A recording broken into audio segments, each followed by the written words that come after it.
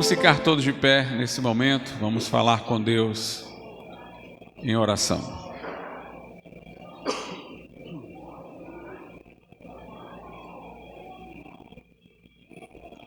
Soberano e altíssimo Deus, Criador dos céus e da terra, Deus único, Deus todo-poderoso, nós adoramos o Teu nome e Te bendizemos pelas notícias que a Tua palavra proclama, pela boa nova que ela anuncia, por Jesus Cristo, Teu Filho, que é tudo para nós.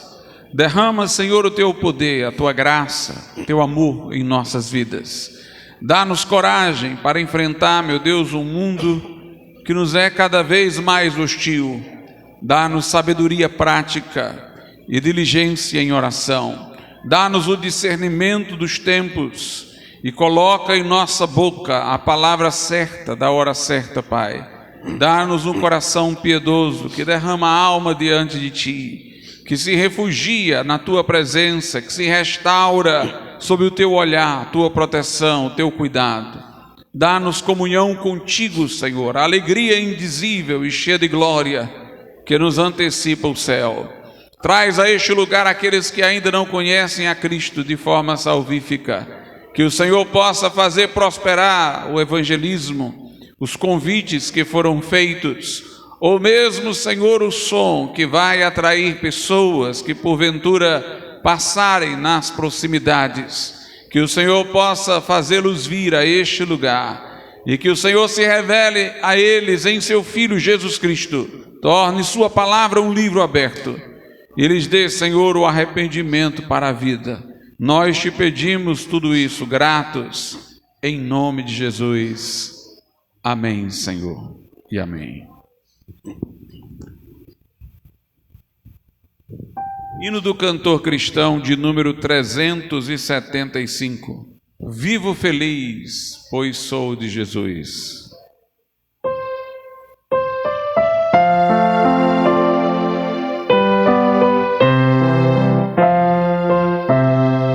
Vivo feliz, pois sou de Jesus,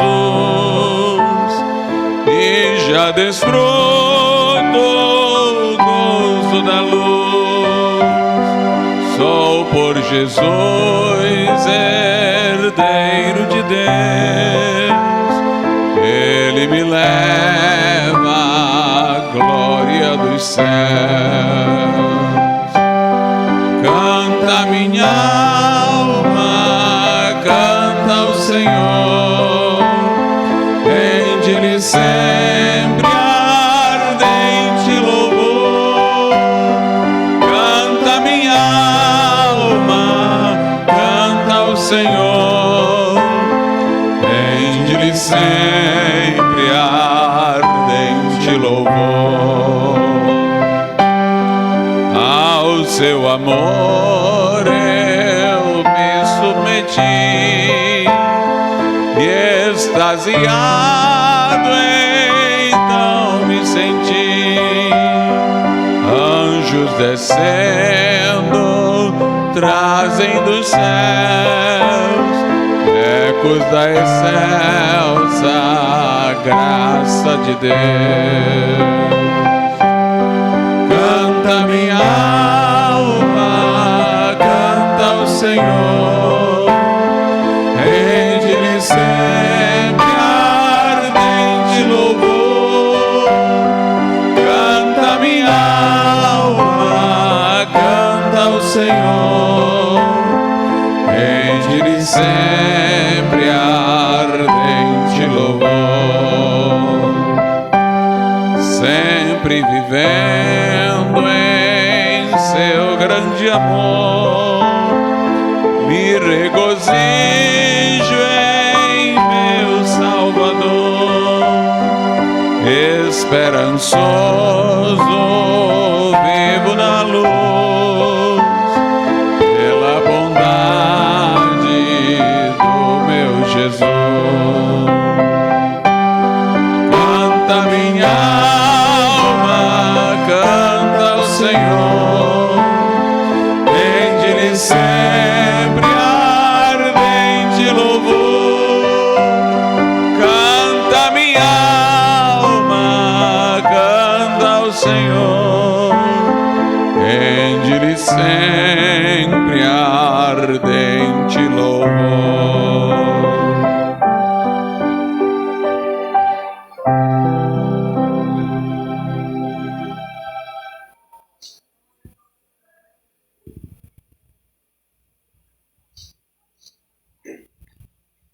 Trezentos e oito. Para onde for, irei.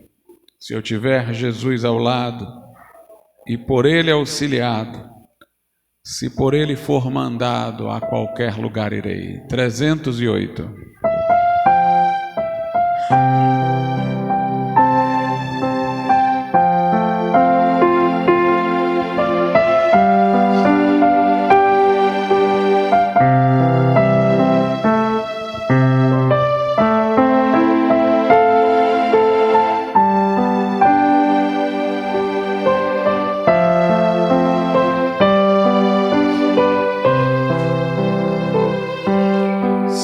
Tiver Jesus ao lado e por ele auxiliado, se por ele for mandado, a qualquer lugar irei, seguirei a meu bom mestre, seguirei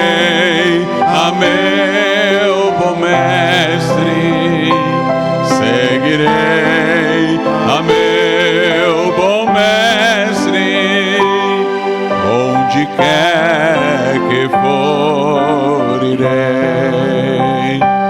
Seja meu caminho duro, espinhoso ou seguro, em seus braços bem seguro, aonde me mandar irei, seguirei a meu bom mestre, seguirei a meu bom mestre, seguirei a meu bom mestre, onde quer que for irei.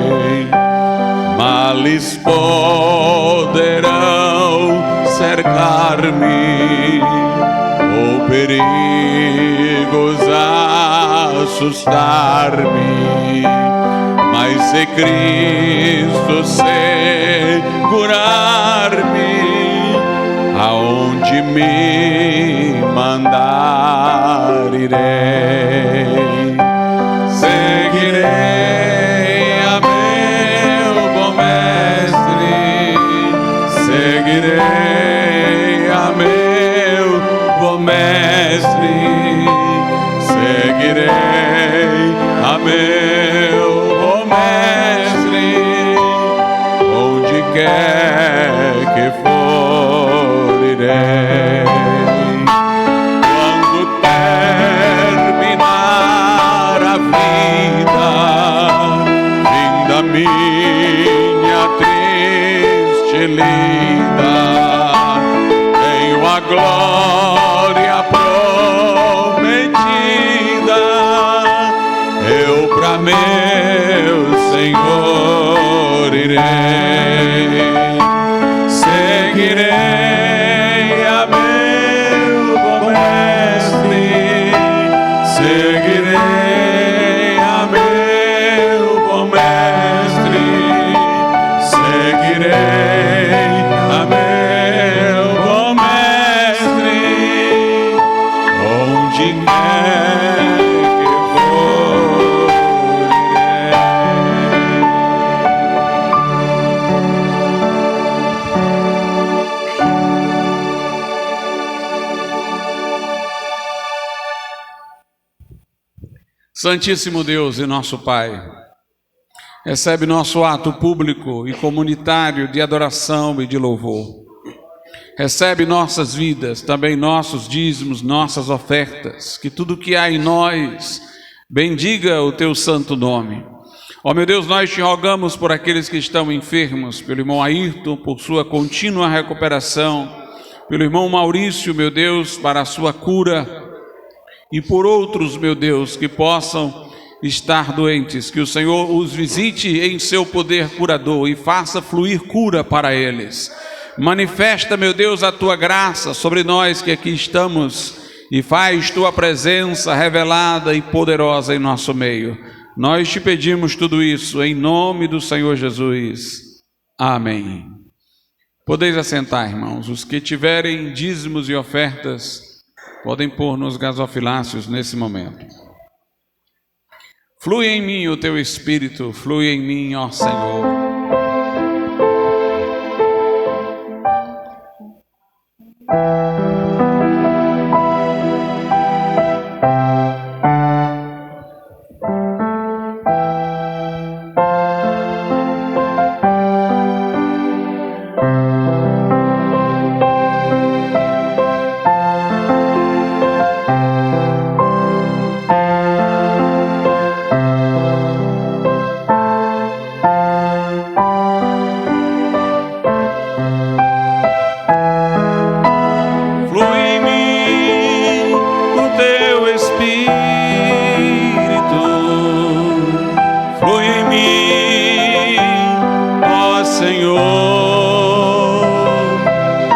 Cada dia se renove mais e mais.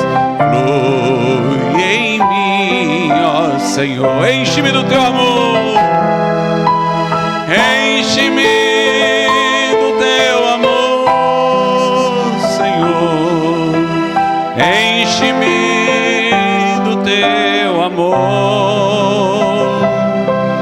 E que a cada dia eu expresse mais e mais. Enche-me do teu amor. Enche-me do teu poder, Senhor. Enche-me do teu poder. E que tua testemunha neste mundo eu possa ser. Enche-me do teu poder. Flui em mim, flui em mim o teu Espírito. Flui em mim, ó Senhor. E que a cada dia se renove mais e mais. Flui em mim, ó Senhor.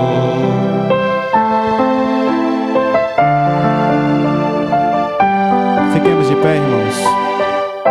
Glórias ao nome do Senhor.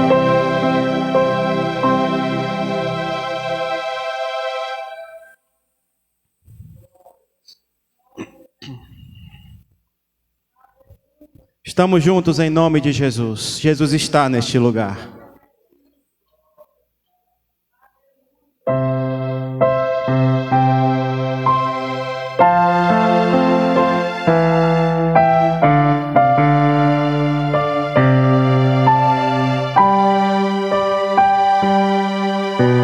Vem e sopra sobre nós teu sopro. Unidos nesse ajuntamento, honra e santifique este momento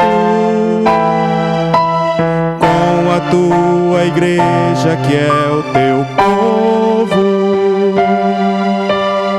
Faz teu rio de paz correr no meio que por fé vem bendizer-te, e a uma voz oferecer-te seus louvores, súplicas e anseios.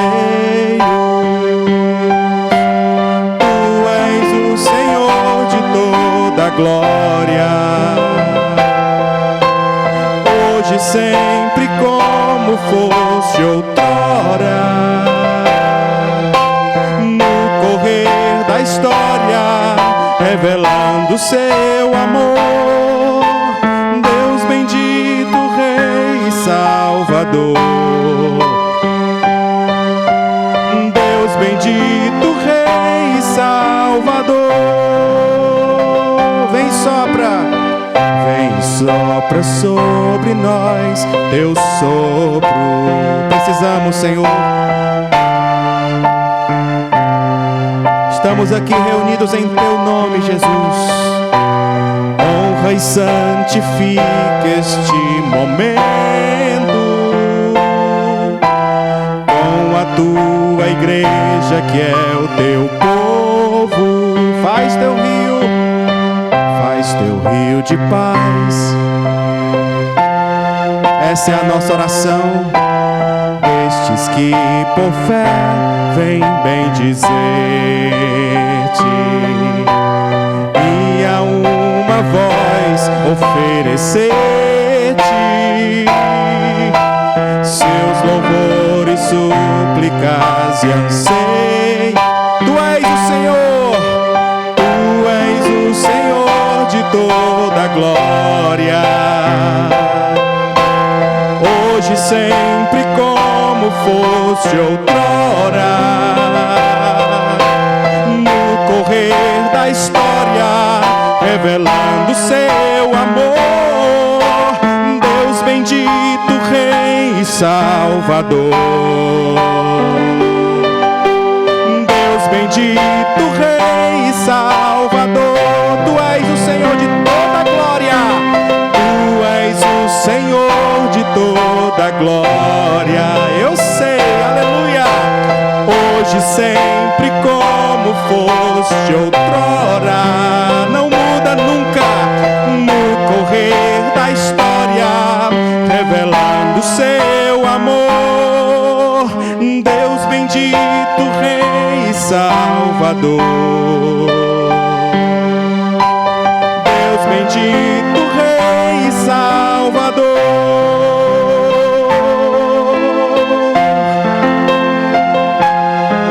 Te adoramos, Senhor. Faz-se presente neste lugar. Estamos aqui para te ouvir. Aleluia. Como é bom sentir a presença do Senhor, poder servi-lo todos os dias, poder viver para Ele. Talvez você esteja aqui nesta noite nos visitando, não tem ideia do que é viver para Jesus. Mas saiba que hoje o Senhor quer te falar ao coração. O Senhor quer entrar na tua vida e te ensinar como se vive para Ele. Nessa vida nós corremos de um lado para outro, muitos fazem isso sem olhar para cima e saber que um dia Jesus voltará. Muitas são as preocupações, mas esta preocupação é colocada de lado, que um dia o mesmo Senhor que morreu por ti e que foi para o céu, um dia voltará para buscar os seus. Esteja preparado para este dia.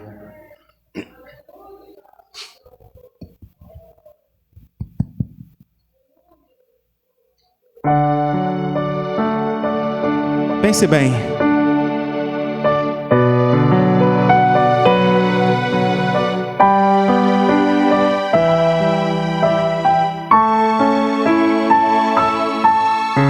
Você sabe as notícias do dia, você sabe as rotinas da vida e conhece as pessoas chegadas e as estradas que o levam pra lida. Você sabe aonde trabalha e a escola onde estuda. Sabe até dizer quando vem chuva, no instante em que o tempo muda. Mas uma coisa você não sabe: mas será que você sabe que Jesus está voltando? E mais dia, menos dia, esta hora está chegando.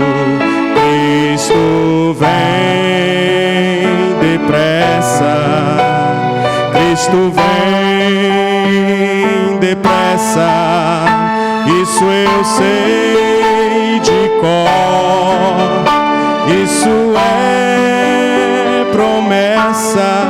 Cristo vem depressa.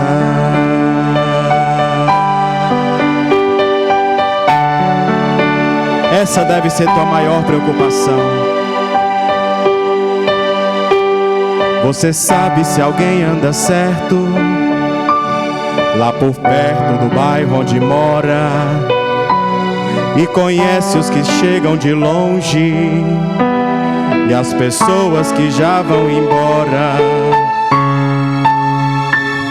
Você sabe falar de política, como sabe, e de crenças conhece demais. Sabe tudo que vai pelo mundo, pois lê tudo que vem nos jornais. Mas será que você sabe que Jesus está voltando? Que mais dia, menos dia, esta hora está chegando.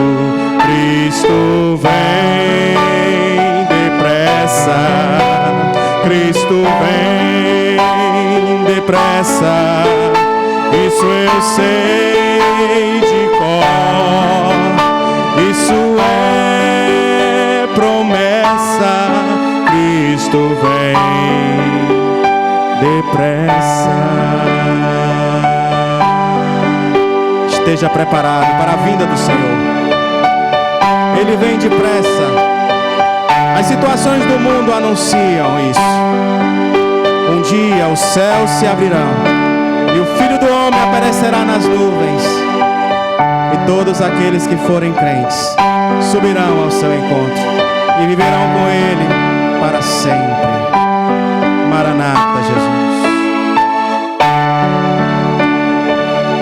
Aleluia.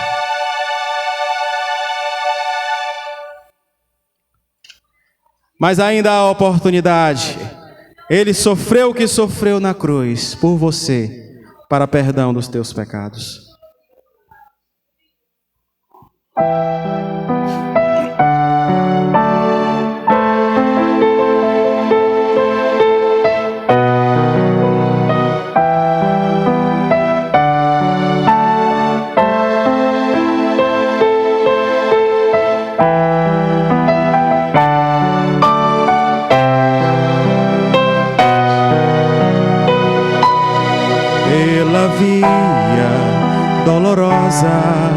Em Jerusalém chegou certo homem carregando uma cruz. Multidões queriam ver o homem condenado a morrer.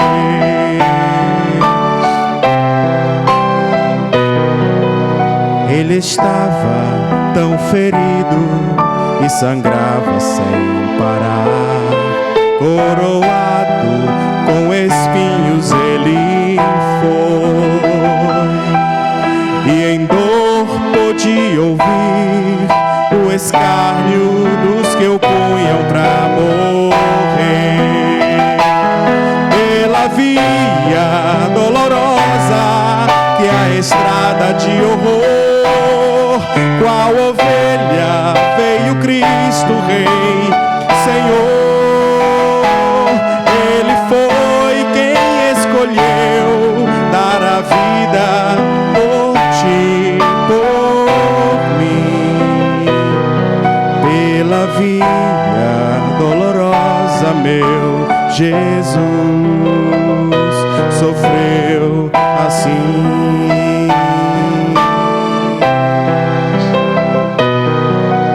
Ele estava tão ferido e sangrava sem parar, coroado com espinhos ele foi, e em dor podia ouvir o escárnio dos que o punham pra morrer.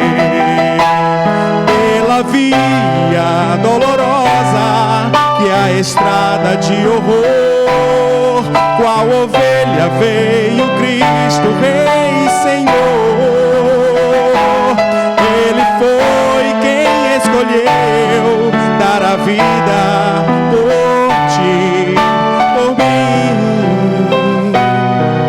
Pela via dolorosa meu Jesus sofreu assim. Jesus se entregou, mostrou o seu amor, morreu numa cruz em Jerusalém. Pela via dolorosa que é a estrada de horror, qual ovelha veio Cristo, Rei e Senhor. Ele foi quem escolheu dar a vida por ti, por mim.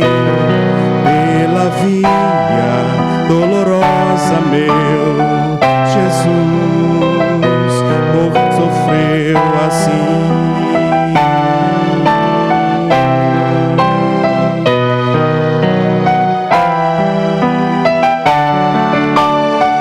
Obrigado, Jesus. Obrigado, Jesus.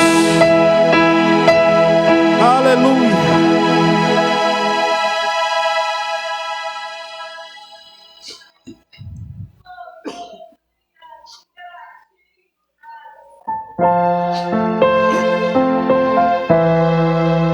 Somos gratos, Senhor, por tudo que o Senhor fez por nós lá na cruz. Hoje celebramos a tua vitória, Jesus.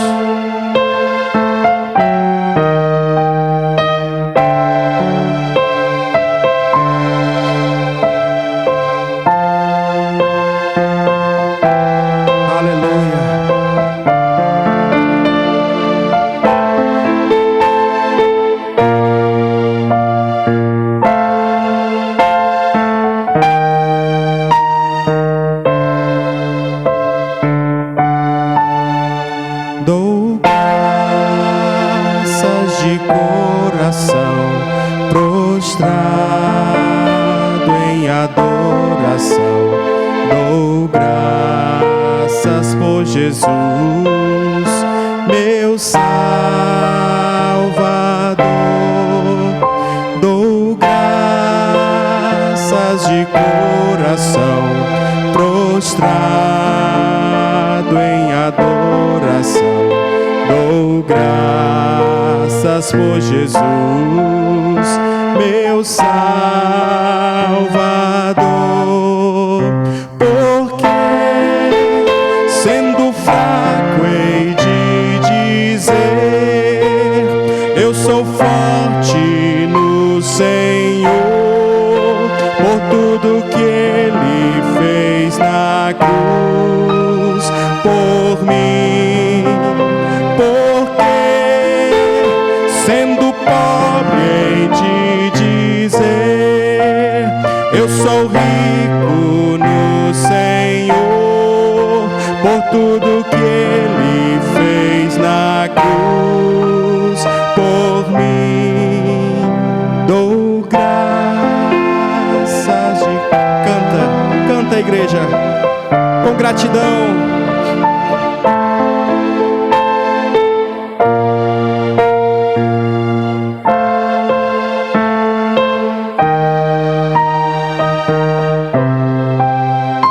Dou graças de coração,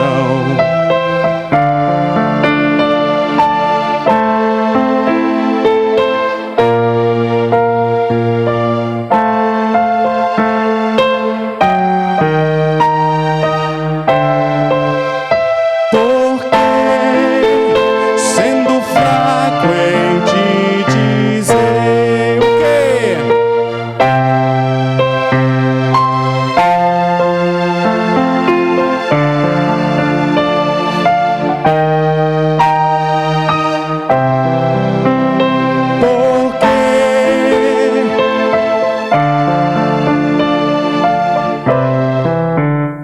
Eu sou rico no Senhor, por tudo que Ele fez na cruz por mim. Por quê?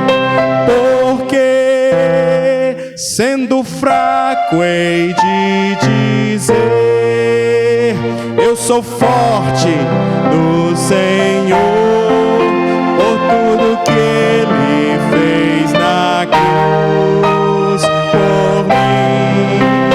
Porque sendo pobre hei de dizer, eu sou rico no Senhor, por tudo que Ele fez na cruz por mim. Dou graças.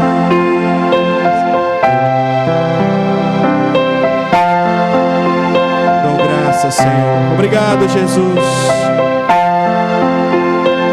Obrigado, Senhor. Aleluia. Amém.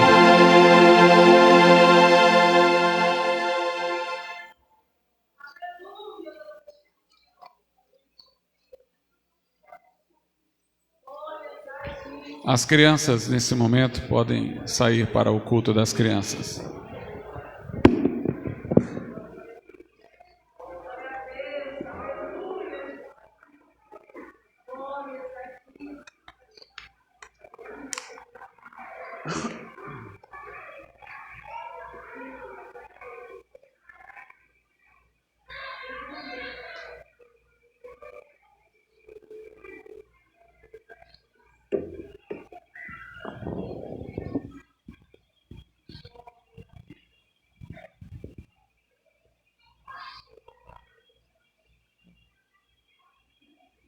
Vamos orar ao Senhor nesse momento. Nosso Deus e nosso Pai, agradecidos nós te somos pela tua presença, pela tua palavra, Senhor, pelo privilégio de te adorar e te cultuar. Fala conosco nessa noite, meu Deus, abre o livro diante de nós, fala ao nosso coração, manifesta a Cristo Jesus, que Ele seja proclamado como Salvador e como salvação nessa noite. Para aqueles que creem, que o Senhor possa abrir o coração dos que nos hão de ouvir, Senhor, para que em fé, Senhor, recebam Jesus como Salvador, e que aqueles que já o possuem, o receberam, que possam, meu Deus, progredir em conhecê-lo para a glória do teu nome. Nós te pedimos isso em nome de Jesus. Amém. Vamos abrir as nossas Bíblias nesse momento no Evangelho de João,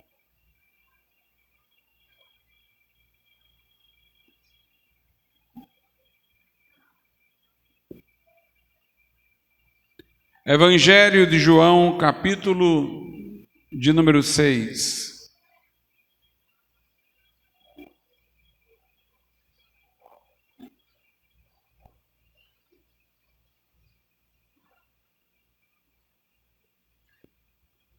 Evangelho de João, capítulo 6, a partir do versículo de número 33.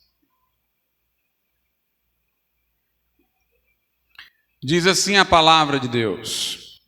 João 6, a partir do 33. Porque o pão de Deus é aquele que desce do céu e dá vida ao mundo. Disseram-lhe, pois, Senhor, dá-nos sempre desse pão. E Jesus lhes disse, eu sou o pão da vida. Aquele que vem a mim não terá fome, e quem crê em mim nunca terá sede. Podeis assentar.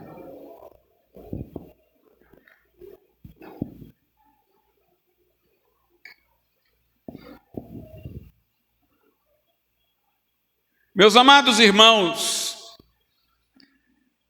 nós temos inúmeras vezes no Evangelho de João, Jesus falando, dando início a uma frase com a expressão eu sou isso, eu sou aquilo. Dos 4 evangelhos, o de João é aquele que tem por finalidade deixar clara a divindade de Jesus Cristo. Isso se evidencia logo nos primeiros versículos, quando é dito que no princípio Jesus era o Verbo estava com Deus, o Verbo era Deus, que tudo foi feito por intermédio dele e que sem ele nada do que foi feito se fez. Portanto, é o evangelho mais claro quanto a este assunto da divindade de Jesus. É em João que Tomé chama Jesus de meu Senhor e meu Deus, quando o vê ressuscitado. É em João onde Jesus diz: eu e o Pai somos um. E também é no Evangelho de João onde há mais frequentemente a frase onde Jesus inicia dizendo: eu sou. E aí alguma coisa é colocada para ser atribuída a ele, para apresentá-lo aos homens. Há, portanto, uma ligação notória entre o Evangelho de João e uma passagem do Velho Testamento. Essa passagem do Velho Testamento é aquela em que Deus fala com Moisés.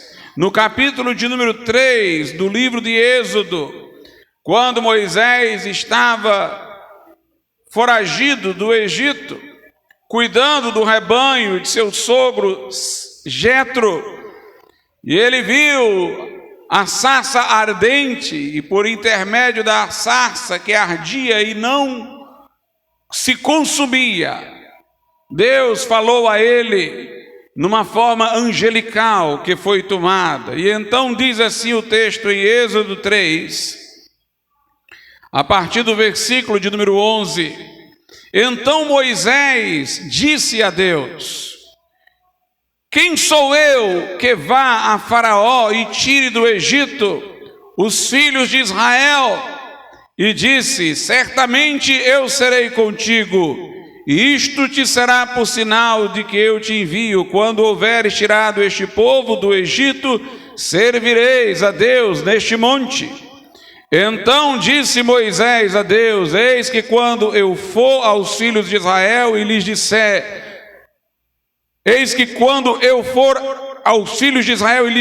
o Deus de vossos pais me enviou a vós, e eles me disserem: qual é o seu nome? Que lhes direi? E disse Deus a Moisés: eu sou o que sou. Disse mais: assim dirás aos filhos de Israel: eu sou, me enviou a vós. A primeira afirmação, eu sou o que sou, é a frase que, substantivada, fez aparecer aquela expressão que alguns traduzem por Jeová ou Javé, que é uma expressão atribuída à divindade no Velho Testamento. É a substantivação dessa frase: eu sou o que sou. Deus, nessa afirmação, quer mostrar que ele é autoexistente. Ele não é a partir de outra coisa que lhe dê sentido ou significado. Ele é a partir de si mesmo. A sarça que ardia e não consumia retratava bem isso, porque o fogo normal se alimenta daquilo que consome e desaparece na hora que aquilo que vem consumindo também desaparece. Se eu colocar fogo numa folha de papel, o fogo se alimenta da folha de papel e termina de queimar e de existir quando a folha é totalmente consumida.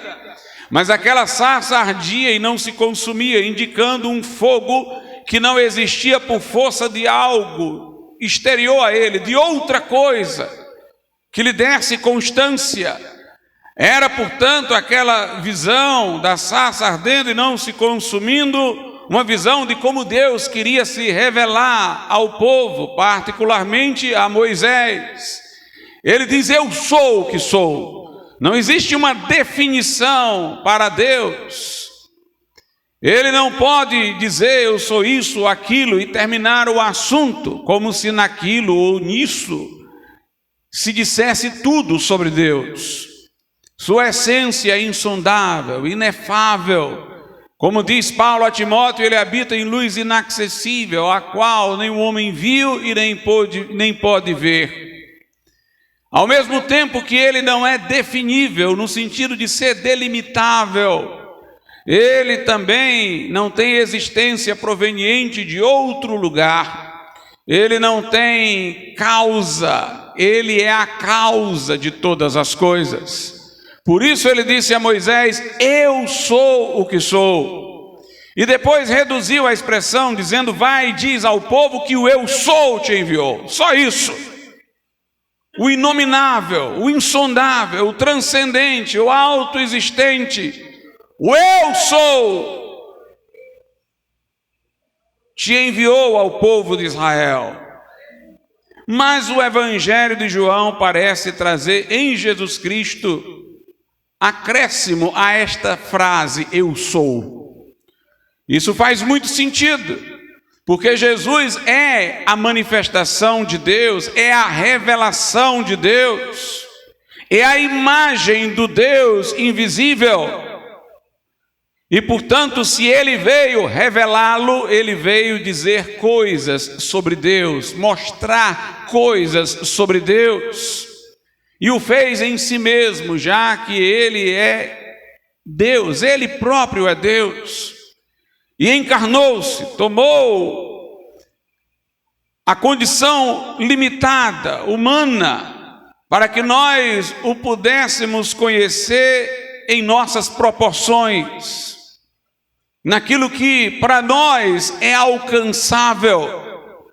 Mas como Jesus não poderia se apresentar revelando Deus numa única frase, porque se ele dissesse eu sou isso e nada mais dissesse, poderíamos pensar que ali se esgotou o assunto sobre Deus. Para que isso não acontecesse, ele falou várias vezes: eu sou isso, eu sou aquilo, eu sou a videira verdadeira, eu sou o pão, eu sou isso, sou aquilo, sou a porta, sou o bom pastor. Para que nós entendêssemos por essa variedade, por essa diversidade de expressões, que nenhuma delas é capaz de dizer tudo quanto Deus é, ou tudo quanto Jesus, que é Deus revelado, é. Mas nessas expressões ele pôde nos apresentar inúmeros aspectos da divindade, inúmeros aspectos da sua pessoa, do que veio trazer para nós. Num culto retrasado, eu preguei sobre João 14,6, em que Jesus diz: eu sou o caminho, a verdade e a vida, e ninguém vem ao Pai senão por mim. Veja a extensão e profundidade dessa afirmação. Disse eu que o caminho é a indagação dos religiosos, como retornar a Deus, ao que foi perdido no paraíso. Nós vimos que a verdade é aquilo que procuram os filósofos, aquilo que é a base de significado para tudo. Já a vida é a pergunta existencial que todo homem em sua angústia faz, o que pode nos dar realização, propósito, o que pode trazer para nós sentido de existência. E Jesus ali, em sua pessoa, deu resposta àquilo que procuram os religiosos, os filósofos e o homem em sua angústia existencial. Jesus disse que ele era o caminho, não que ele dava o caminho, mostrava o caminho, mas que ele era o caminho. Ele disse que ele era a verdade, não que ele revelava a verdade, esclarecia a verdade, mas que ele era a verdade. E ele disse que era a vida, não que dava a vida, mas que ele era a vida que se dá. No culto passado, eu preguei sobre João, capítulo de número 14. Ou melhor, desculpem-me, de João, capítulo de número 11. Onde Jesus diz: eu sou a ressurreição e a vida. Quem crê em mim, ainda que esteja morto, viverá. Lá ele não somente afirma que é a vida, o que já comentamos quando falamos de João 14,6, mas ele diz que é a ressurreição. E nós explicamos que ele quis dizer que ele é a vida que atravessa a morte e triunfa dela. Isso quer dizer ressurreição. Ressurreição presume a morte e presume que a morte não tenha dado a palavra final, que se tenha passado por ela, mas para vencê-la. Jesus é a ressurreição. É aquele em quem a morte foi tragada na vitória, como diz Paulo aos Coríntios. É aquele que tem as chaves da morte e do inferno. É aquele que disse: eis que estive morto, mas agora vivo pelos séculos dos séculos. Citamos tanto numa pregação como noutra, incidentalmente, o texto de João em que Jesus diz: eu sou a videira verdadeira e vós sois os ramos. Quem está em mim, eu nele, esse dá muito fruto. E aquele que em mim dá fruto, meu Pai limpa para que dê mais fruto ainda. Jesus mostra que não ligados a ele nada podemos. Sem mim, disse ele, nada podeis fazer. Mas nós só podemos ter uma vida frutífera vinculados a ele, estando nele e ele estando em nós. E aqui Jesus usa outra ilustração, veja quantas ele usa. E todas essas apresentações de Cristo iniciam com a expressão: eu sou o caminho, a verdade e a vida. Eu sou a videira verdadeira. Eu sou a ressurreição e a vida. Aqui ele vai dizer: eu sou o pão que desceu dos céus. É como se lá em Êxodo Deus tivesse passado um cheque em branco ao portador. E Jesus está assinando. Ele está completando a informação. Deus disse a Moisés: diz ao povo que o eu sou te enviou. Mas era preciso o Novo Testamento para complementar o Velho. Era preciso a vinda de Cristo, o Verbo se fazendo carne, para que nós tivéssemos em Jesus Cristo a revelação de Deus mais efetiva. Então ele toma o texto eu sou e ele vai agregando revelação. Eu sou a videira verdadeira, eu sou a ressurreição e a vida, eu sou o caminho, a verdade e a vida. Eu sou a porta, eu sou o bom pastor. E aqui ele diz, em João capítulo de número 6, a partir do verso 33, porque o pão de Deus é aquele que desce do céu e dá vida ao mundo. Jesus, portanto, é o verdadeiro pão de Deus, o verdadeiro alimento para a nossa alma que desce do céu e que dá vida ao mundo. Mas interessante que ele não apenas dá vida ao mundo, ele deu a vida pelo mundo. Aqui no versículo 48, que não havíamos lido, ele diz assim, a partir do 48 do mesmo capítulo: eu sou o pão da vida. Vossos pais comeram o maná no deserto e morreram. Este é o pão que desce do céu, para que o que dele comer não morra. Eu sou o pão vivo que desceu do céu. Se alguém comer deste pão, viverá para sempre. E o pão que eu der é a minha carne, que eu darei pela vida do mundo. Jesus, para se tornar o alimento da nossa alma, ele teve que naquela cruz morrer por nós. Porque nós não conseguiríamos recebê-lo, nós não teríamos acesso a Deus, nós sequer poderíamos invocá-lo com confiança de resposta, se a barreira que nos apartava de Deus não fosse removida, que era a nossa culpa, resultado dos nossos pecados que nos separaram de Deus. Mas ele tomou sobre si os nossos pecados e morreu naquela cruz de forma vicária. Tornou-se ali o Cordeiro de Deus sacrificado, que tira o pecado do mundo, verteu o seu sangue para a expiação de nossa culpa, mas ao terceiro dia ressuscitou para vir se apresentar a nós, para ser alimento, para ser ressurreição, para ser o caminho, a verdade e a vida.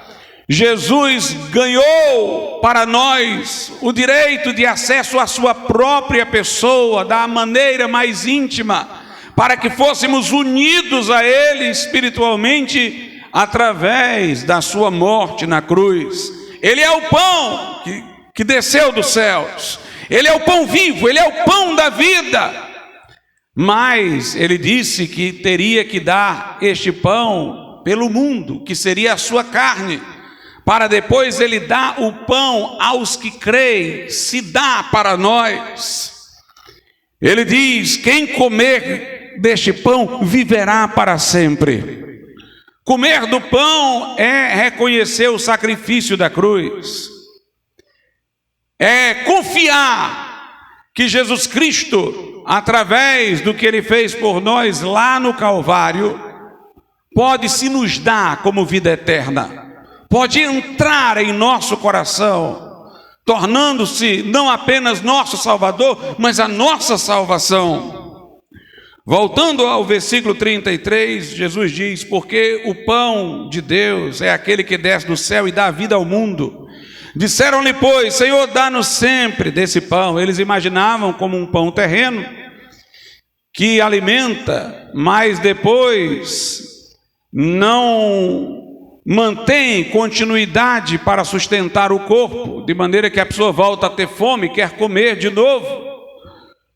Dá-nos sempre desse pão. Mas Jesus falou: eu sou o pão da vida, aquele que vem a mim não terá fome, e quem crê em mim nunca terá sede. O que Jesus quer dizer é que Ele não é um alívio temporário, Ele não é alguém que vai nos saciar e amanhã precisaremos de mais. Não, Ele é a resposta permanente àquilo que nós necessitamos. Ele é suficiente, Ele é pleno para nós, Ele é tudo para nós, Ele é tudo de que nós precisamos. De maneira que indo a Ele, nunca teremos mais fome. Confiando nele, este confiar nele, crer nele, não é uma fé meramente intelectual, senão na primeira parte Ele não teria falado de ir a Ele. É uma fé que vai na direção dele, é uma fé que nos direciona, mobiliza o nosso coração para Ele, que nos faz entregar a vida a Ele. Se eu nele creio, desta forma não terei sede. Se eu venho a Ele, não tenho fome, quer dizer que Ele vai ser bastante, suficiente, até excedente para mim. E Ele não está falando de forma física, como um pão físico. Não está falando, como julgam os católicos romanos, do comer da hóstia, que teria sido modificada literalmente para ser o corpo de Jesus físico. A sua linguagem é espiritual. Ele revela isso no versículo 63. O Espírito é o que vivifica, a carne para nada aproveita. As palavras que eu vos digo são espírito e vida. Jesus, portanto, irmãos, Ele é a resposta a todas as nossas perguntas. Ele é saciedade para todas as nossas necessidades. Ele é tudo de que nós necessitamos. Lá no primeiro capítulo do Evangelho de João, a Bíblia deixa isso muito claro. Diz assim a Escritura Sagrada em João capítulo 1, versículo 16: e todos nós recebemos também da sua plenitude, e graça por graça. Nós recebemos da plenitude de Cristo. E esta plenitude de Cristo nos vem numa cachoeira de graça, de favor imerecido de Deus. O dom de Deus para o mundo é Jesus. Deus amou o mundo de tal maneira que deu o seu Filho unigênito, para que todo que nele crê não pereça, mas tenha a vida eterna. Como já disse eu num culto passado, Jesus não dá a vida eterna, Ele é a vida eterna. Como diz na primeira epístola de João, é a vida eterna que estava com o Pai. O salário do pecado é a morte, e o dom gratuito de Deus é a vida eterna em Cristo Jesus. Não é algo que Ele dá ficando de fora, é Ele vindo para dentro do nosso coração. Por isso o convite da Escritura não é para recebermos de Cristo a salvação, mas para recebermos a Cristo. João 1,12. João 1,12 diz: mas a todos quanto o receberam a Ele, deu-lhes o poder de serem feitos filhos de Deus, aos que creem no seu nome. Em Lucas, no capítulo de número 2, diz assim a Bíblia, a partir do verso 25. Havia em Jerusalém um homem cujo nome era Simeão. E este homem era justo e temendo a Deus, temente a Deus. E este homem era justo e temente a Deus, esperando a consolação de Israel. E o Espírito Santo estava sobre ele, e fora-lhe revelado pelo Espírito Santo que ele não morreria antes de ter visto o Cristo do Senhor. E pelo Espírito foi ao templo, e quando os pais trouxeram o menino Jesus, para com ele procederem segundo o uso da lei, ele então o tomou em seus braços e louvou a Deus e disse: agora, Senhor, despedes em paz o teu servo, segundo a tua palavra, pois já os meus olhos viram a tua salvação. Ele diz que quando viu o menino Jesus, ele não viu simplesmente o Salvador, ele viu a salvação. É Jesus que, entrando em nossas vidas, se torna a nossa salvação. Em João, no capítulo de número 8, veja o que a Bíblia diz, versículo 12. Falou-lhes, pois, Jesus outra vez, dizendo, mais uma vez, eu sou a luz do mundo. Quem me segue não andará em trevas, mas terá a luz da vida. O que me encanta nesse versículo não é ele dizer eu sou a luz do mundo tão somente, mas é a afirmação que ele faz de que quem o segue terá a luz da vida. A luz é para clarear, é para mostrar, é para esclarecer. A luz pela qual nós conhecemos o mundo espiritual, discernimos as coisas, não é simplesmente a luz do texto bíblico, é a luz da vida. O texto é um portal pelo qual Jesus se nos revela, se nos apresenta. Mas o texto sem Jesus é letra morta. Leitores incansáveis da Bíblia, sem um relacionamento com Jesus, são espiritualmente sem discernimento algum. Mas é quando o homem encontra Cristo, é quando a mulher encontra Cristo na palavra, o recebe como seu Salvador e anda com Ele, que vai tendo luz, a luz através da vida, a luz através de Jesus. É através de Jesus que nós compreendemos a Bíblia como convém, como deve ser compreendida, segundo o propósito para o qual Deus a enviou a nós. É através de Jesus que nós temos discernimento, uma luz que vem de vida, não uma luz que vem simplesmente de diplomas, não uma luz simplesmente que vem de livros, mas uma luz que vem da vida de Jesus em nós, trazendo-nos o discernimento. Em João capítulo 8, Jesus mostra de maneira bem clara a ligação de todas essas suas afirmações, eu sou, com aquela lá do Êxodo, quando Deus disse a Moisés, vai e diz que o eu sou te enviou. Veja o que ele diz em João 8, versículo de número 24. Por isso vos disse que morrereis em vossos pecados, porque se não crerdes que eu sou, morrereis em vossos pecados. Note, se vocês não crerem que eu sou. E há uma pergunta, versículo 15, disseram-lhe, pois, quem és tu? Jesus lhes disse, isto mesmo que já desde o princípio vos disse, todas essas coisas que eu tenho dito, o caminho, a verdade e a vida, isso, aquilo, tudo que eu venho dizendo que não vai acabar nunca.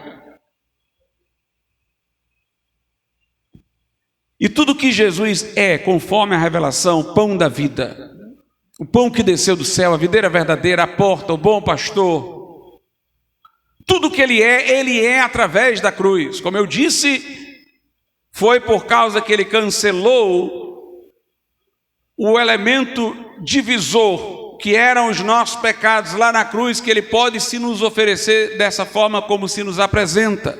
Ele diz aqui em João 8, 28, disse-lhe, pois, Jesus, quando levantardes o Filho do Homem, levantar aqui é na cruz, porque ele era fixado com os pregos no madeiro, deitado, depois se erguia a cruz. Diz-lhe, pois, Jesus, quando levantardes o Filho do Homem, então conhecereis quem eu sou. Disse-lhe, pois, Jesus, quando levantardes o Filho do Homem, então conhecereis quem eu sou. E que nada faço por mim mesmo, mas estas coisas falo, como meu Pai me ensinou.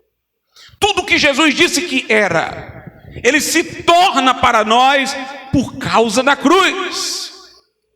Por isso que a Bíblia diz que Deus escolheu as coisas fracas desse mundo para confundir as fortes, as coisas desprezíveis para confundir as sábias. Porque toda esta apresentação gloriosa de Jesus é verdade por causa daquele homem sangrando lá na cruz. Deus revelou força na fraqueza. Deus revelou tudo que em Jesus Cristo Ele é para nós através da morte na cruz. Ele revelou vida através da morte, Ele revelou força na fraqueza, Ele revelou-se Salvador, pão da vida, na suspensão sob o madeiro, confundindo as expectativas dos homens que procuram aquilo que é grande no que é grande, mas Deus escolheu revelar o grande no pequeno. Deus escolheu revelar o infinito no finito. Deus escolheu revelar a vida na morte e glória no sangue. Jesus disse, quando eu for levantado da terra, então vocês conhecerão quem eu sou. Nós pregamos o Cristo crucificado e Ele se revela. Porque a mensagem da cruz é loucura para os que perecem, mas para nós que somos salvos é o poder de Deus e a sabedoria de Deus. Porque os gregos buscam sabedoria, os judeus pedem sinal, mas nós pregamos Cristo crucificado, escândalo para os judeus e loucura para os gregos, mas para nós que somos salvos, o poder de Deus e a sabedoria de Deus.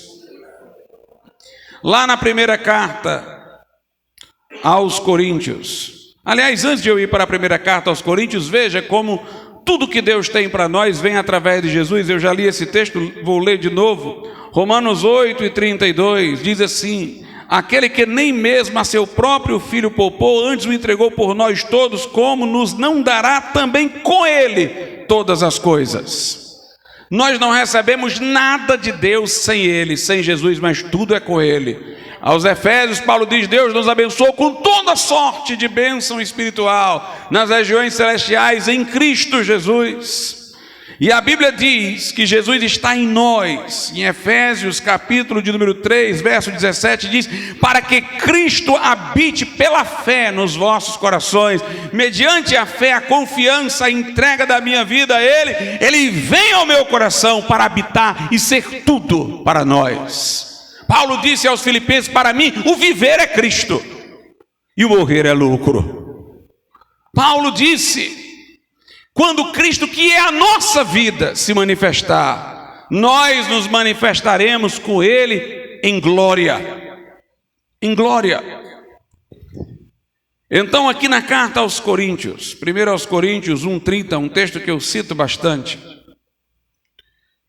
mostra como Jesus é tudo para nós. No que respeita à nossa salvação, Ele é a nossa salvação, do começo ao fim. 1 aos Coríntios 1:30 diz: mas vós sois dele, de Deus, em Jesus Cristo, ou seja, por meio de Jesus. Estando em Jesus, nós somos de Deus, o qual, é referente a Jesus, para nós foi feito por Deus sabedoria e justiça e santificação e redenção.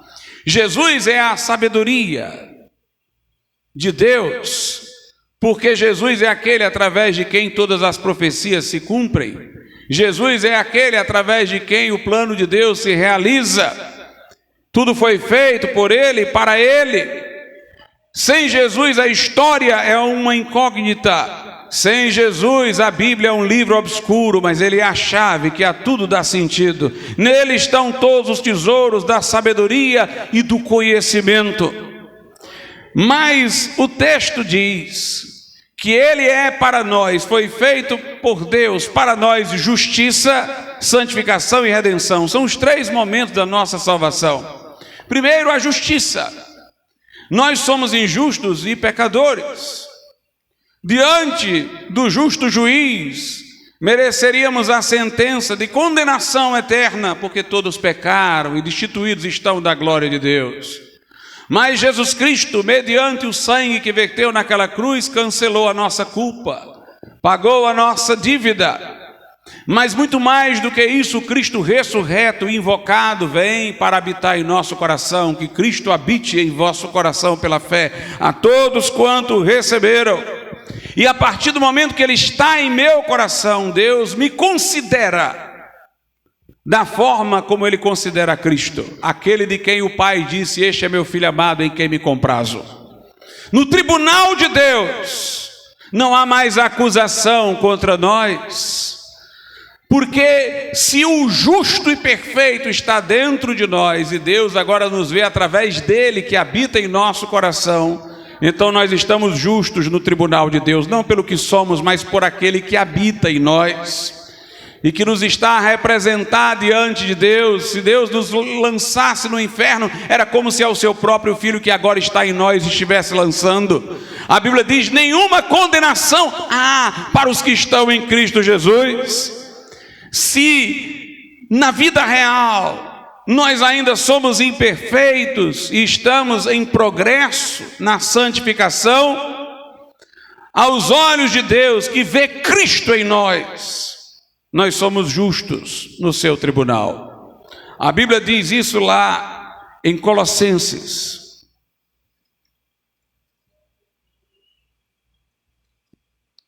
Na carta de Paulo aos Colossenses, é dito o seguinte, versículos 9 e 10. Colossenses 2, 9 e 10. Porque nele, ou seja, em Jesus, habita corporalmente toda a plenitude da divindade, e estáis perfeitos nele. Se na realidade concreta eu ainda não tenho toda a perfeição de Cristo, eu tenho o Cristo perfeito dentro de mim. E Jesus me olha à luz do Cristo perfeito dentro de mim. Eu sou perfeito, completo nele, que é a cabeça de todo principado e potestade.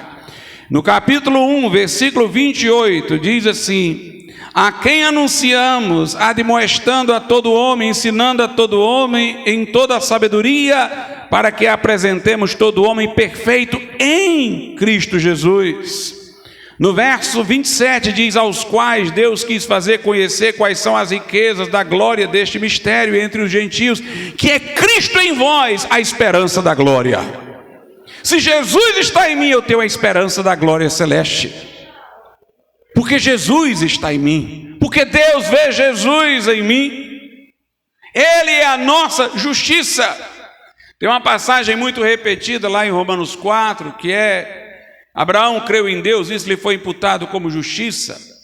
aquele que não pratica, não tem as obras que mereçam o favor de Deus, como nenhum de nós nunca teve, mas crê naquele que justifica o ímpio, a sua fé lhe é imputada como justiça. Há uma interpretação errada desse versículo, que inclusive vem sendo fomentada nos tempos atuais, que diz que é como se Deus imputasse a nossa fé como razão para nos justificar.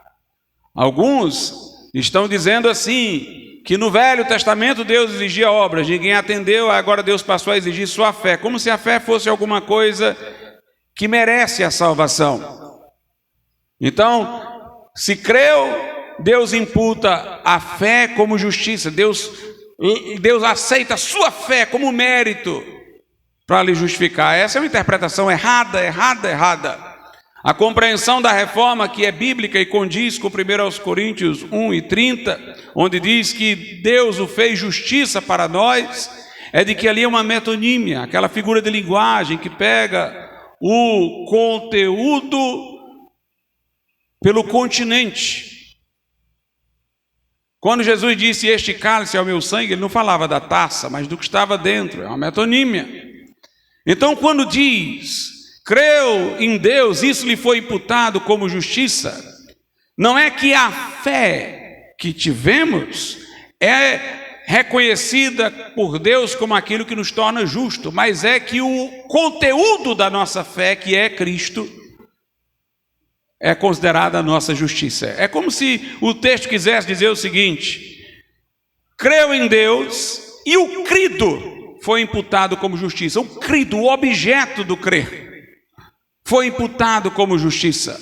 Paulo não se gloriou de haver crido, mas ele se gloriou daquele em quem creu. Ele não disse, eu sei que criei, como se a fé fosse a razão de sua salvação por si mesma. Ele disse, eu sei em quem tenho crido. Então a Bíblia está dizendo que Abraão creu em Deus quanto à promessa de enviar o Messias, e o Messias, crido, o objeto da fé, foi atribuído como justiça. Se não tivermos obras, mas crermos em Jesus, a nossa fé, no sentido daquilo que está dentro da nossa fé, o conteúdo da nossa fé, o crido pela nossa fé, nos é imputado como justiça. O texto de 1 Coríntios 1:30 é claro, Jesus se tornou justiça. Noutra passagem, em 2 Coríntios 5, a Bíblia diz assim, aquele que não conheceu o pecado, que é Jesus, Deus o fez pecado por nós, para que nele nós fôssemos feitos justiça de Deus. Jesus é a nossa justiça. Ele é a nossa justiça. Mas o texto lá de 1 Coríntios 1:30 diz que ele também é a nossa santificação. Cristo entrou em nós pela fé e Deus nos olha à luz de Jesus e nos absolve no seu tribunal e nos declara justos no seu tribunal. Mas Cristo em nós, ele vai tomando forma. Alguns pais da igreja diziam assim, quando você recebe a Cristo, Cristo é pleno em você. Você não recebe meio Cristo, recebe o Cristo inteiro. Mas não nele mesmo, em nós ele está informe, ele não tomou forma em nós, mas ele quer tomar forma em nós. Ele quer assumir o controle da nossa vida. Como Paulo diz, estou crucificado com Cristo, agora não vivo mais eu, mas Cristo vive em mim. O Cristo quer tomar forma em nós. Isso é a santificação. A santificação é o processo pelo qual nós vamos submetendo nossa velha vida, nosso velho homem à cruz e deixando Jesus plasmar sua existência em nós. Enéas Tonini costumava explicar isso dizendo assim, dentro de cada homem tem uma cruz e um trono. Quando você está fora da santificação é porque você pôs Jesus na cruz e você se sentou no trono. Quer viver santamente? Então que você esteja na cruz e Jesus esteja no trono. A santificação é Jesus se formando em nós. Em Gálatas, no capítulo 4, verso 19, Paulo diz assim aos da Galácia: meus filhinhos, por quem de novo eu sinto as dores de parto, uma alusão a como ele orava intensamente por aqueles irmãos, até que Cristo seja formado em vós. Ele está em nós, mas ele quer tomar forma nas nossas vidas. A santificação, ela é de dentro para fora, não de fora para dentro. Não é você se enquadrar num conjunto de regras, é você deixar a vida de Jesus fluir em você. Jesus disse: quem crê em mim, como diz a Escritura, do seu interior fluirão rios de água viva. É a própria vida do Senhor dentro de nós, fluindo a partir de dentro de nós. O que você não pode é colocar represa. Deixa a vida de Jesus se manifestar. Saia da frente, deixe ele tomar a frente. Fique na cruz e deixe-o reinar no trono. Essa é a santificação. E Jesus é a nossa redenção. Redenção, meus irmãos, é quando o nosso corpo for transformado. Isso que é mortal, se revestir de imortalidade. Isso que é corruptível, se revestir de incorruptibilidade. Paulo diz que nós gememos, aguardando a redenção do corpo. No dia da vinda de Jesus, a ressurreição do corpo não vai ser uma coisa que Jesus vai fazer por nós. É a vida de Jesus que está em nós que vai transbordar e engolfar o corpo, tragar a morte na vitória. Por isso que o apóstolo Paulo diz assim em Romanos, capítulo de número 8. Em Romanos 8, eu vou começar a partir do versículo de número 9. Vós, porém, não estáis na carne, mas no Espírito, se é que o Espírito de Deus habita em vós. Mas se alguém não tem o Espírito de Cristo, esse tal não é dele. Então aqui num texto só ele diz que o Espírito de Cristo, do Pai, de Deus, é um só, né? Até uma prova da Trindade. Vocês não estão na carne, mas no Espírito, se é que o Espírito de Deus, Pai, habita em vós. Mas se alguém não tem o Espírito de Cristo, esse tal não é dele. Aí no verso 10, e se Cristo está em vós, o corpo na verdade agora está morto, está em condição mortal, por causa do pecado, mas o Espírito vive por causa da justiça. Versículo 11, e se o Espírito daquele que dentre os mortos ressuscitou a Jesus, o Espírito Santo, o Espírito de Cristo, habita em vós, aquele que dentre os mortos ressuscitou a Cristo, também vivificará os vossos corpos mortais, pelo seu Espírito que em nós habita. A ressurreição não é um milagre de fora, Deus agindo sobre o nosso corpo. É aquilo que está dentro de nós, transbordando para o corpo. É aquilo que é mortal, sendo absorvido pela vida. É a morte sendo tragada, engolida pela vitória que está dentro de nós, porque Jesus está em nós. Ele é o único e todo suficiente Salvador, é a completa salvação, é a justiça, Ele é a nossa santificação, Ele é a nossa redenção. Tudo que você precisa, crente, para viver uma vida de santidade, uma vida para Deus, está dentro de você no dia que você recebeu a Cristo, porque Jesus está aí. Tem gente que está esperando uma coisa de fora para viver uma vida vitoriosa com Deus. Tem crente indo para culto de libertação, ou nunca foi crente, ou não está entendendo nada do que Jesus fez por ele. A Bíblia Sagrada diz assim, lá na carta de Pedro, na primeira epístola de Pedro, capítulo de número 1, a partir do versículo 2, graça e paz vos sejam multiplicadas pelo conhecimento de Deus e de Jesus Cristo e de Jesus nosso Senhor, visto como o seu divino poder nos deu tudo. Note a observação, o seu divino poder nos deu tudo que diz respeito à vida e à piedade, para termos a vida eterna, para termos a vida de Deus em nós e para vivermos piedosamente. Nós já temos tudo. pelo conhecimento daquele que nos chamou pela sua glória e virtude, pelas quais ele nos tem dado grandíssimas e preciosas promessas, para que por elas fiqueis participantes da natureza divina, havendo escapado da corrupção que pela concupiscência há no mundo. Nós recebemos em Cristo tudo o que é necessário à vida e à piedade. Nós estamos agora, pelas promessas preciosas de Deus, participando da natureza divina. O que é que a Bíblia quer dizer com promessas? Lutero uma vez explicou num dos seus comentários o seguinte, que a lei exige, portanto a resposta à lei são obras, mas a promessa evoca confiança. A resposta que ela chama é fé. Se nós participamos da natureza divina por promessas, isso quer dizer que nós participamos pela fé, confiando no Deus que prometeu e confiando naquele por quem todas essas coisas são prometidas a nós. De acordo com a Bíblia, não há uma promessa sequer de Deus que seja independente de Jesus. Lá na carta aos Coríntios, primeira carta aos Coríntios,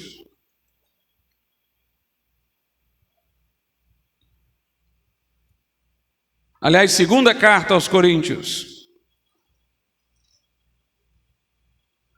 capítulo 1, versículos 19 e 20 diz: porque o Filho de Deus, Jesus Cristo, que entre vós foi pregado por nós, isto é, por mim, Silvano e Timóteo, não foi sim não, mas nele houve o sim, porque todas quantas promessas há de Deus, são nele o sim e por ele o amém, para a glória de Deus por nós.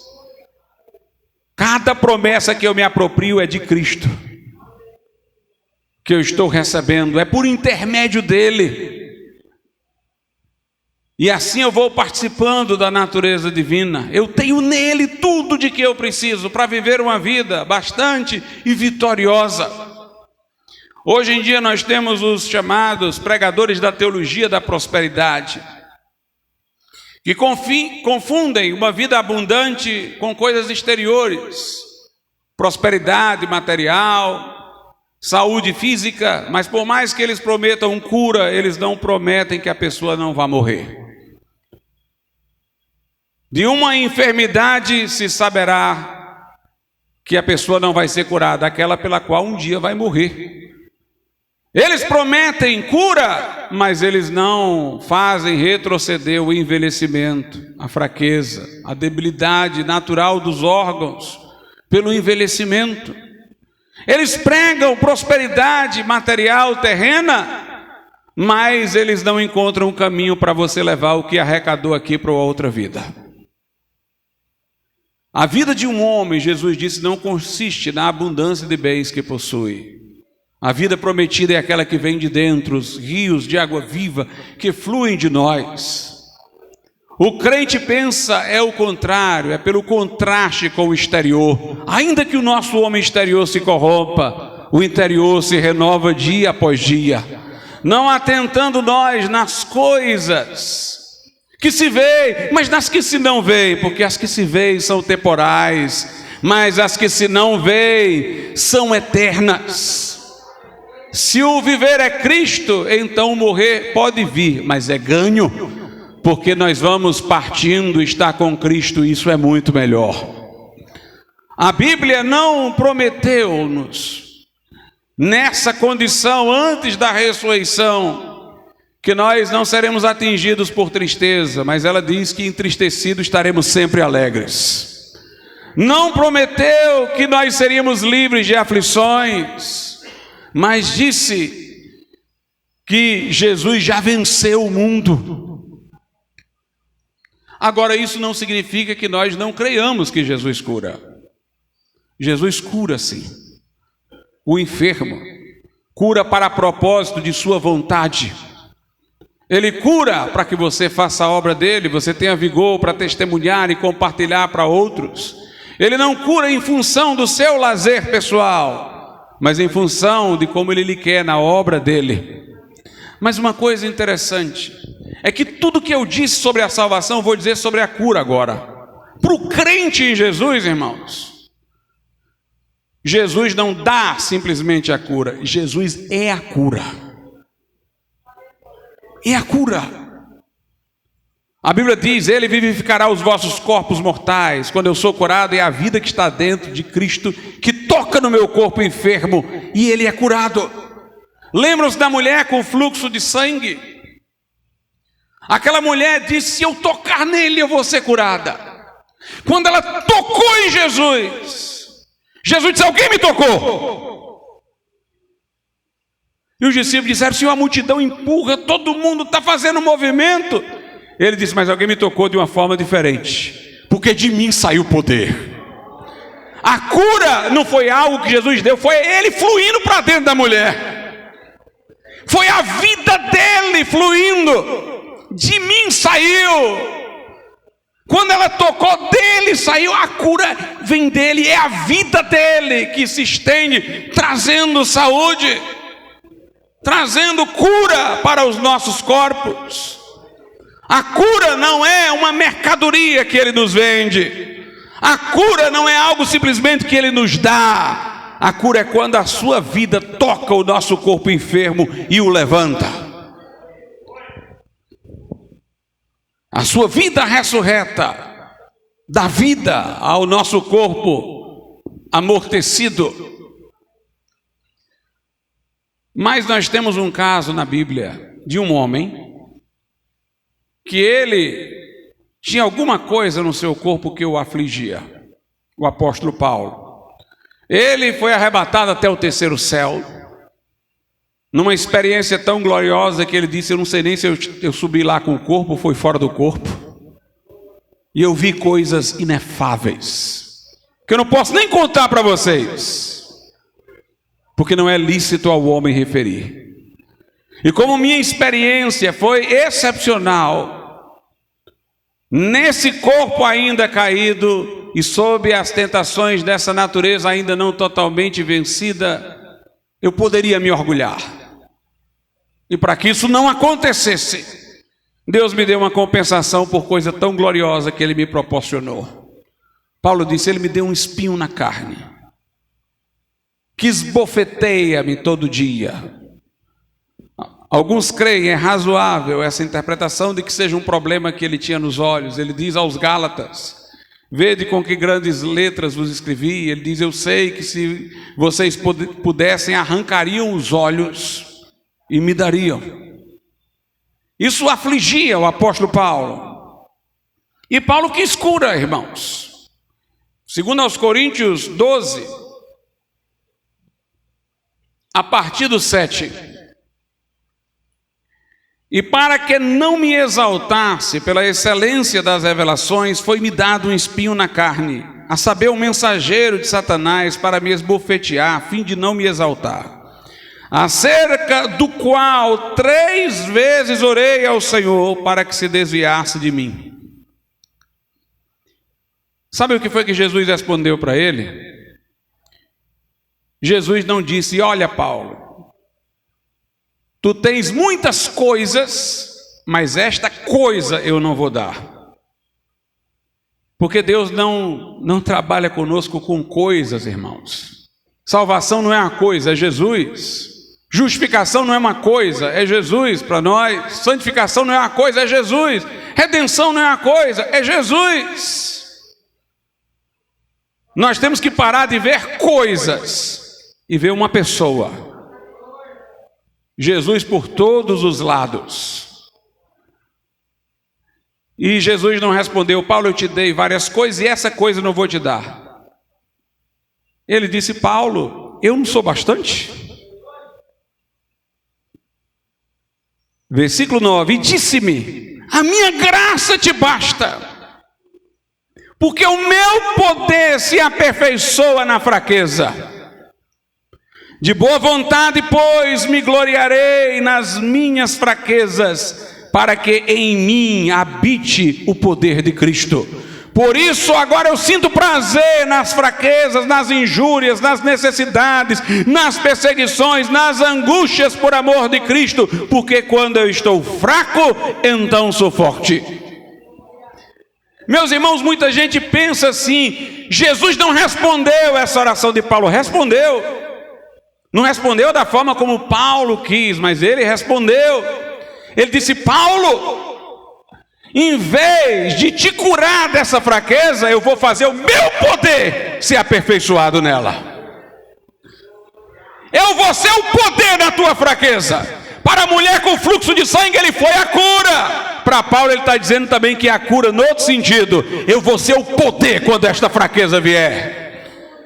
Quando a dificuldade vier, a tribulação vier, eu vou estar contigo mais do que nunca. Paulo se alegrou, entendeu a resposta. Paulo diz: então eu vou me gloriar nas fraquezas, porque nessa hora vai habitar em mim o poder de Cristo. De modo que eu sinto prazer, irmãos. Agora veja o que o aborrecia. Ele diz: agora eu sinto prazer nas injúrias, nas necessidades. Porque quando eu sou fraco, é aí que eu sou forte. Eu não teria essa experiência de me sentir forte com Jesus no meio da fraqueza, se isso saísse da minha vida. Jesus está dizendo: eu sou bastante, eu sou suficiente. Se não vai ser removida a enfermidade, eu vou ser o poder na tua fraqueza. É como uma pessoa que entrou de barco num rio de poucas águas, cheio de pedras, e ele não consegue ir com o barco para frente, porque está esbarrando nas pedras. Aí ele ora a Jesus e diz: Senhor, tira essas pedras aqui para o meu barco andar. E Jesus disse: eu não vou tirar as pedras, mas eu vou fazer o volume das águas subirem, e o barco vai andar. Às vezes, irmãos, ele não remove as pedras, mas ele faz as águas subirem para que o nosso barco possa andar. A Sadraque, Mesaque e Abdenego, ele não livrou do fogo, ele entrou no fogo com eles. Mas Jesus é tudo para nós, é tudo. Salvação é Cristo, vida eterna é Cristo, céu é Cristo, vida que vale a pena é Jesus. Não pensemos a nossa relação com Deus em termos de coisas que Deus nos dá. O dom de Deus para nós foi Cristo, e em Cristo nós temos tudo, o de que necessitamos, o de que precisamos. Vamos ficar de pé.